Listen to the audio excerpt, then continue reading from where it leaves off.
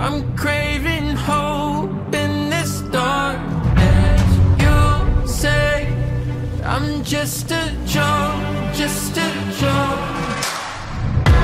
Shivers my spine so bad. Swimming in the river stinks too much. I'm trying to let go of us, but the truth is what's really the one of us.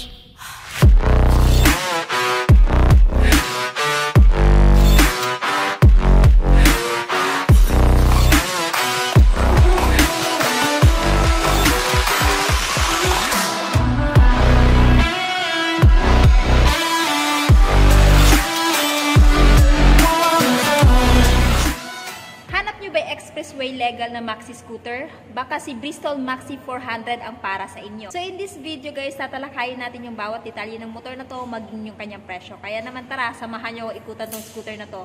Let's go! Bristol Maxi 400. So ito yung kuya ni Bristol ADX 160 guys. So this scooter is expressway legal dahil nga siya ay nasa 400cc na no, sa kanyang papel. So meron po siyang color combination na gray, black, tapos parang mayroon siyang carbon matte fiber dito na matte black na fairings. And naka-emblem na po yung kanyang pangalan na Maxi 400. Maging dito sa kanyang Bristol. O diba guys, napaka-elegant tingnan talaga nitong scooter na to. At saka napaka-brusko tingnan sa personal. So napaka-comfortable din po nito gamitin pang long ride. Pero bago ang lahat guys, dito muna tayo guys sa kanyang engine specs. Ayan. Of course, this Bristol Maxi 400 is powered by 377cc, liquid-cooled 4-stroke dual overhead cam parallel twin at 8 bulbs. Ito ay may lakas na 21.7 kilowatts at 7,000 RPM and max torque of 33.5 Nm at 5,500 RPM. Pagdating naman sa kanyang fuel tank capacity guys, itong scooter na to ay merong fuel tank capacity na 17.4 liters at uma-average po siya guys ng 25 km per liter. So ayan guys, hindi ka na mabibitin sa long ride nyo kasi napakalaki po ng kanyang fuel tank capacity. Anyway, meron po silang dalawang color variant dito guys, which is itong gray at saka itong parang candy red. Anyway, naka-reserve na din po itong dalawang to. So talagang mabenta po talaga itong maxi scooter ni Bristol. So dito naman tayo guys sa kanyang overall looks. Equip po siya ng wind visor for better aerodynamics, no? Pag halimbawa mag-high speed kayo para hindi po masyado ma-stress yung katawan nyo pag nasasangga ng hangin. So kung gusto nyo po ito siyang iangat, pwede nyo po yung i-adjust. And at the same time, yung nagustuhan ko din dito guys is yung kanyang headlight. Ayan. So kung mapapansin yung headlight niya guys, parang may mga projector na, no? 4 yan. Yan. So masasabi mo talagang napakalakas po ng buga nito, no? Lalong-lalo na pagkagabi. Tapos parang meron din siyang ano dito guys, oh, kilay. Ayan, oh. So naastigan ako sa itsura niya guys, sa forma niya. At the same time, napakaganda po talaga sa personal yung kanyang looks, no? Naka-LED na po yan lahat guys. Tapos dito meron siyang sticker na Bristol. Pagdating dito sa kanyang fairing dito guys, and plastic to, para siyang ano, nakamatch siya guys, pero merong mga maliliit na detailed na naka-rough. Ayan guys, oh. Ayan. Tapos isa pa guys, ang nagustuhan ko din dito, yung kanyang telescopic guys is naka-rubber boots. So safe na po ito kung idadaan nyo po ito sa rough road na hindi po madaling matamaan ng mga bato-bato. Naka-dual purpose na po yung kanyang tire guys. Naka-semi-black tire na siya. So pwede siya sa off-roads or sa on-roads, no? Pwede siya sa rough road at saka sa kalsada naka-spalto. Pwede po itong tire niya. So, yan po yung isa sa nagustuhan ko dito kay Maxi 400.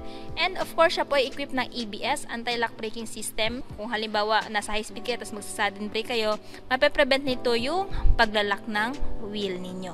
So, ayan, braking system na ginamit dito guys is single hydraulic disc brake with dual pot piston brake caliper and naka-reflector na din guys for added visibility during your night ride.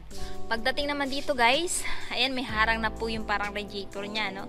Para hindi po siya madaling matamaan ng bato-bato. Ang tendency kasi kung walang ganito guys, pag natamaan to ng bato, madaling ma-yupe. Ayan. Tapos yung horn niya nandyan. And pansin ko lang dito guys, no? Etong si Bristol Maxi guys, para siyang may camera dito, ayan, no, tinakpan lang. So, 'di ba? Saan ka nakakita ng isang 400cc na may camera na, no? First time ko makakita ng ganito guys, sa isang scooter na parang meron na siyang camera dito, para na siyang sasakyan. Oh, 'di ba? Astig. No wonder naka-reserve na tong dalawang Bristol Maxi 400. Pagdating sa kanyang turn signal light guys, naka-LED na. Ayan. Naka-LED na po yan guys. So modern na po talaga yung kanilang mga parts now. And dito tayo banda sa side. Ito po yung itsura niya sa side guys. Ayan. So dito sa side guys, siya po ay merong option for cruising style or touring style. Pwede ka man naka-sitting upright position dito, like ganyan, at pwede mo ring iunat yung paa mo pag ngawit na, no? Maganda tong gamitin kasi tong scooter na to sa long ride, and at the same time kahit na mapa off-road, talagang pwedeng isabak to. Pagdating naman dito guys sa kanyang seat, meron na din po siyang generous seat cushion. Ayan, lambot. Maging dito sa upuan ng angkas. So, hindi na po masyado sasakit yung puwet nyo dito. And yung fuel tank niya guys is nandito. And, pagdating sa handlebar, ayan guys, naka-chrome na yung bar end niya dito. Tapos, ito yung kanyang grip. Sa kabila naman, same lang din. Yung button or switches meron dito like kill switch off. Ayan. Activated. Hazard lock button. Ayan. Or hazard light button. Patayan ng ilaw. Goods na goods to para mas conserve pa kayo ng battery guys, no? Kung halimbawa hindi nyo ginagamit yung ilaw ninyo, pwede nyo patayin. Ayan. Since wala siyang kickstart na, meron po siyang electric start button. Ayan. High beam, low beam, tapos yung up, down, para to sa menu guys. Yun nga lang, hindi natin makikita yung kanyang instrument panel kasi ina-activate lang nila to pag once na na-purchase na tong scooter na to. Sayang naman. So, for now, dito muna tayo sa mga buttons. Tapos, meron siyang back at saka set button. Ayan. Tapos, nandito yung turn signal, switch off, tapos yung kanyang horn. Meron din siyang passing light dito guys. Ayan. Sa mga levers naman guys, naka-silver, adjustable na din kung gusto mong i-adjust. Ayan. Talagang big bike na yung datingan. And, pagdating naman sa dashboard guys, naka-fully digital instrument panel. So, lahat ng information ng scooter na to, nandito na po sa kanyang dashboard. And, tapos, meron na din siyang pride of ownership kasi may pangalan na siyang Bristol dito. Pansin ko lang din guys na pagdating sa kanyang fairing dito guys, parang na din siya naka-carbon matte fiber. Yung texture niya, no? So, napakaganda. Meron na din po pala siyang built-in charging port. Ayan. So, yung gawin nyo lang guys, is pwede naman kayong magpalagay ng phone holder dito. Kung halimbawa kailangan nyo yung phone niyo pag nag-Google Map kayo. Pero kung ayaw nyo naman po, pwede nyo naman pong ilagay yung phone nyo dito or dito. Kasi meron siyang dalawang front pocket. Ayan. So, habang nag-charge kayo, ayan, pwede nyo ilagay yung phone nyo dito. Ayan. So, itong front pocket niya guys, yung nagustuhan ko dito sa dalawang front pocket niya, meron na din po siyang disira, no? Pwede mo siyang i-lock. So, secure na po yung phone nyo dito na hindi mahuhulog. Pero hindi ko sinasuggest na pag magmo-mall kayo, tapos ilalagay nyo yung phone nyo dito, pwede pa rin po siyang manakaw. Kailangan lang nila tong ganunin, no? Ikutin. So, yung sa akin lang, pag nagra-rides kayo, safe na po. Hindi siya basta-basta mabubukas or mabubuksan. Tapos dito, same lang din. Ayan, tingnan natin yung kanyang front pocket dito guys. Malalim na guys. Ayan, kasya kahit 3 cellphone dito. And check natin sa kabila.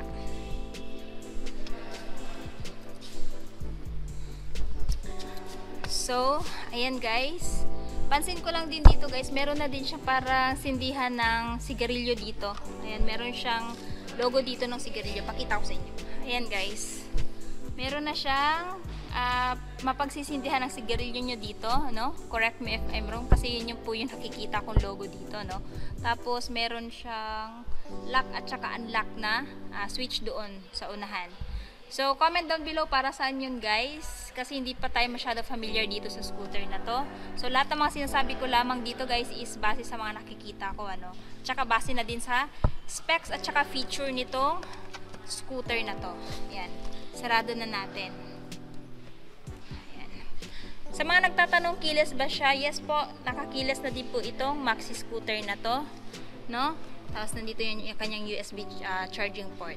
Tapos yung push sa may seat at saka push dito sa kanyang fuel tank. Tapos lock. Ayan.